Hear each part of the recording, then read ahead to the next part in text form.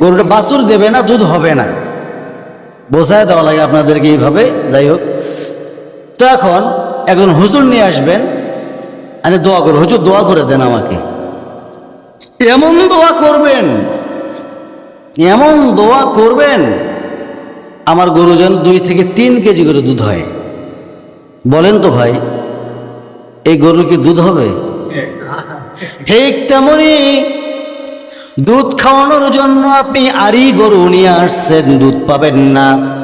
আপনি যদি মূলার জমি একটা আছে আপনার, মূলার জমির মধ্যে যদি আপনি গিয়ে দোয়া করেন, আল্লাহ তাআলা সৌদি আরবের খেজুর এই মূলার মধ্যে আপনি লাগাইয়া দেন, সম্ভব নাকি?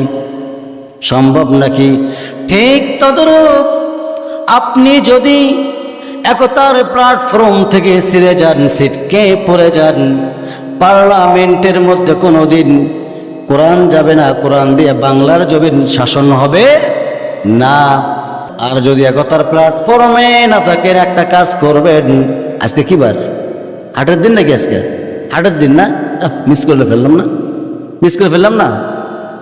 হাটের দিন একটা কাজ করবেন, গরু কিনতে যাবেন, 3 কেজি দুধের জন্য গরু কিনতে যাবেন। উদাহরণ দিচ্ছি বোঝার জন্য। 3 কেজি করে যেন দুধ হয়, সকালবেলা গাই দহন করব, দুধ দহন করব, 3 কেজি করে যেন দুধ হয়। গাই গরু কিনতে গেলে কি দেখে নিতে হয় বলেন তো দেখি? বলেন, হ্যাঁ বলেন, বলেন ভাই বলেন। গাই গরু নিতে গেলে কি দেখে নিতে হয়? লেজ তোলা করে নিতে হয় ভাই। কিছু কিছু সময় দেখা যায় যে, কিছুদিন আগে দেখলাম পাটা ছাগল, পাটা, বোঝেন তো নাকি? বাংলায় বলতে হয় এখন। পাঠা ছাগলের দুধ বাড়াচ্ছে, ঠিক কি না? বাড়ায় নাই? শোনেন নাই আপনারা? গাইবান্ধায় পাঠার দুধ খাওয়া যাচ্ছে, বিক্রি হচ্ছে। আপনি যদি একটা দুধ খাওয়ানোর জন্য একটা গরু কিনতে যান, তার লেজ কিন্তু আপনি তোলা করে দেখবেন এটা আরিয়া না গাই, গাই না আরিয়া, তাহলে আপনি বুঝবেন না। আপনি গাই মনে করে গরুটা দুধ খাওয়ানোর জন্য বাড়ির মধ্যে আপনি নিয়ে চলে আসলেন, এসে দেখতেছেন এটা গাভী নয়, এটা হলো আরি গরু। আরি গরু বোঝেন কি?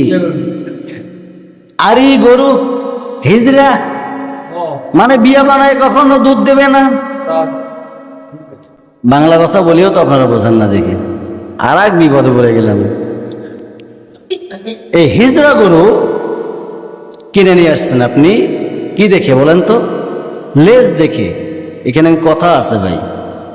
লেজ দেখে আপনি গরু কিনছেন দুধ খাওয়ানোর জন্য, আসে দেখেন বাড়িতে কি সমস্যা? কি নাই? দুধ নাই।